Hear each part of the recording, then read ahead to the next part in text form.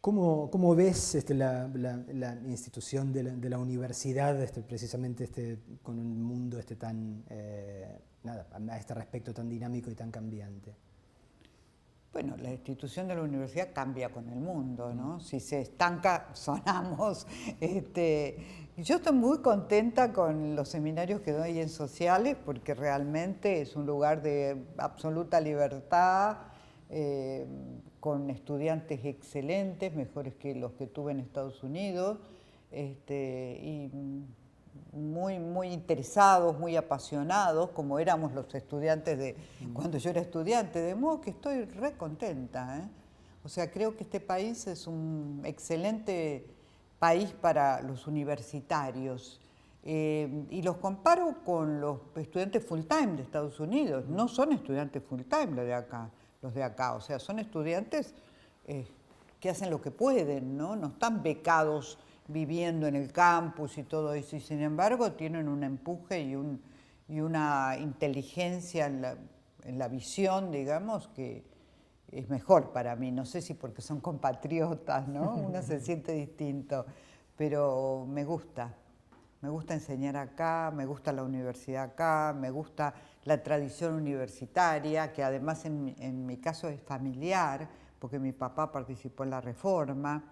O sea, estoy insertado con una comodidad total. Para las 3 charlas que vas a dar en la UNSAM, elegiste como el tema, bueno, del gaucho, la literatura gauchesca, el indio Y el negro, negro. sí. Más allá de la originalidad de estos subgéneros en sí mismos en relación a América Latina, o sea, resulta como muy tentador ver una lectura política también, Sí. ¿no? O sea, que vincula a esos 3 sujetos. Sí, es una lectura política, es una lectura comparativa de 3 regiones, con sus trabajadores de la riqueza, para decirlo de algún modo, los subalternos, para decirlo de otro modo. Uno de los problemas de este curso es con qué término se llama a estos personajes, gauchos, negros y indios, ¿no?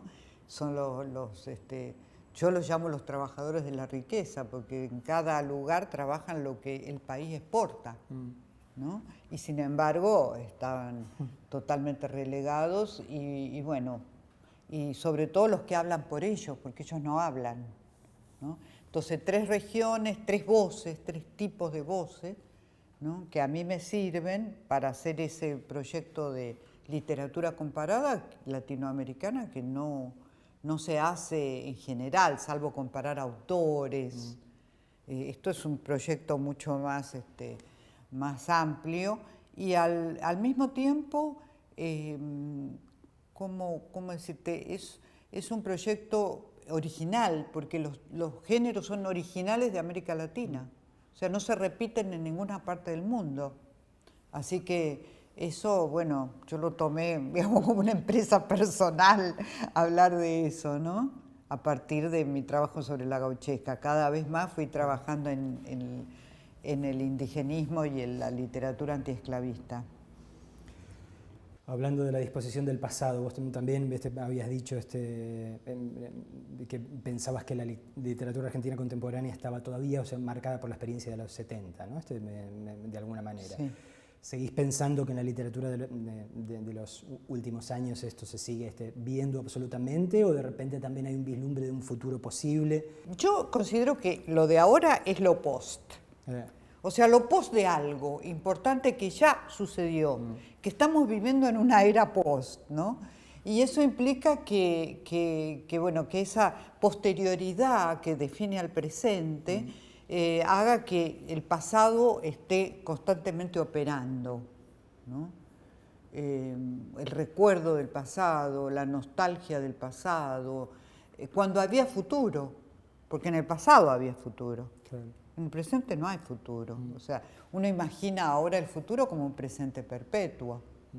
Entonces, esa nostalgia del pasado cuando había futuro, cuando había utopías, cuando había algo que se podía esperar, sigue operando de algún modo, sobre todo en gente de mi generación, quizá gente más joven que no conoció ese estado de pasión, digamos, por el futuro, no tiene nostalgia, pero a mí me parece que el presente es aburrido en relación con el pasado, que estaba lleno de proyectos, planes, ¿no? con una especie de utopía revolucionaria, o por lo menos de cambio.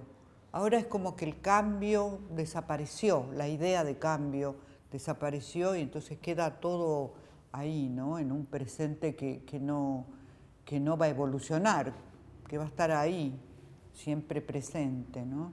Esa es la idea que yo tengo de esta temporalidad. Y al mismo tiempo todo por lo menos da la sensación de estar cambiando constantemente, ¿no? Sí, pero la tecnología es lo que cambia constantemente, ¿no? No sé si el espíritu de la gente cambia constantemente. No, y situaciones políticas también, digo, leyendo también, o sea, entrevistas tuyas y eso, se me resultaba muy interesante lo que decías con respecto a las actitudes de alguna forma todavía imperiales de España en lo que tenía que ver con el manejo de la lengua propiamente dicha, ¿no? Sí. Sí, en los 90 se produjo una especie de neoimperio por motivos económicos, obviamente, y la producción del libro pasó la producción y la distribución del libro pasó a estar mandada desde España, ¿no? Y eso obviamente trajo una especie de, no sé si de distorsión, pero una cosa es cuando una nación domina una región y no otra nación, ¿no?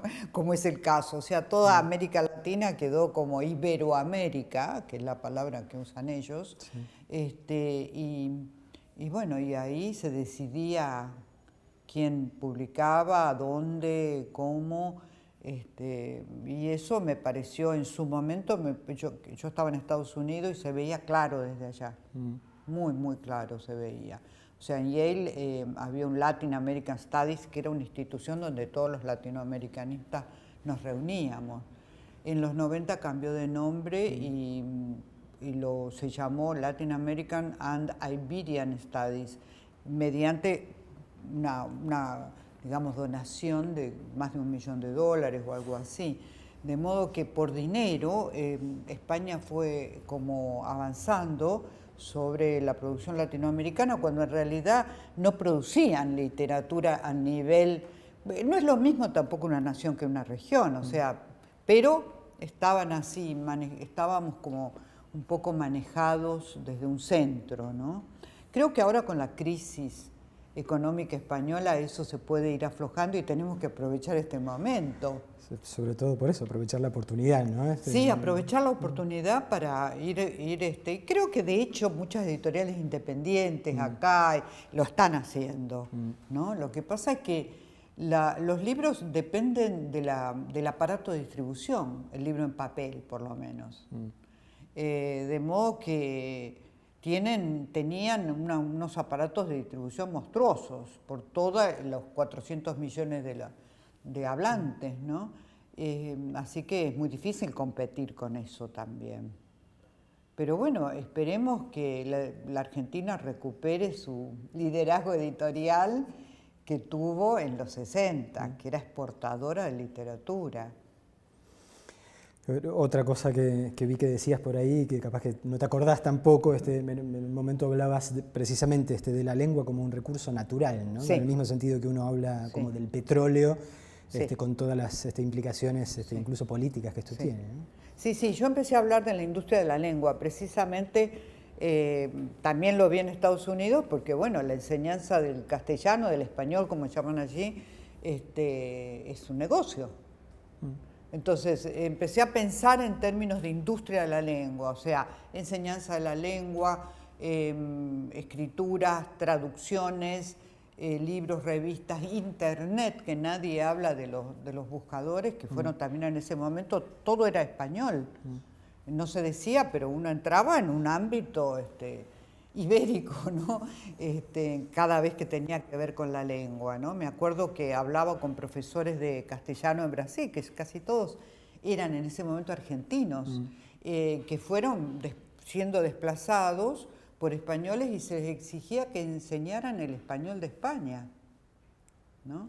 Yo tengo un amigo en Alemania que trabajaba en la Deutsche Welle, en la parte de español, y también le exigían, un argentino, y le exigían la pronunciación española, ¿no? Incluso había como una especie de escala de prestigios, o sea, el hablar español era más fino, digamos, que el hablar latinoamericano, ¿no?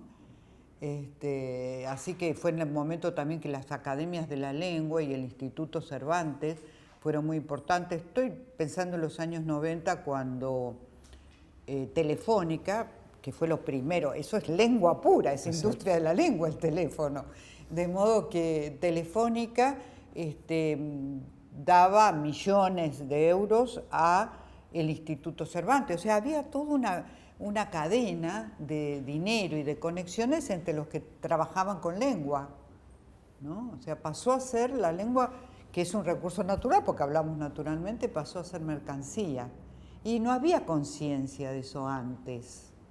Y no sé si hubo mucha conciencia. Yo quería que saliéramos a luchar, pero nadie me seguía. Acá no me seguían con esto. La gente estaba muy ocupada con otras cosas.